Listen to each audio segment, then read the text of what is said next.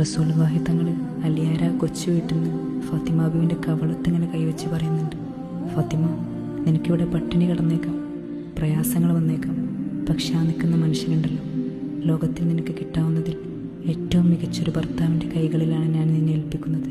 ഞാൻ നിനക്ക് വാക്ക് തരുന്നു.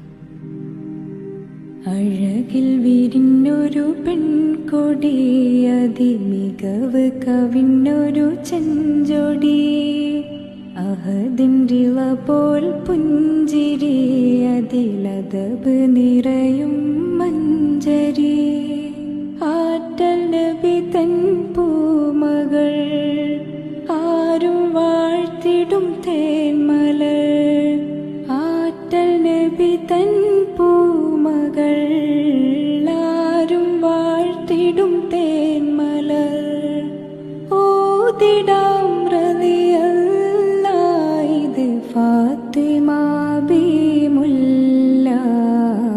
അഴകിൽ വിരിഞ്ഞൊരു പെൺകൊടി, അതിമികവ് കവിഞ്ഞൊരു ചെഞ്ചൊടി.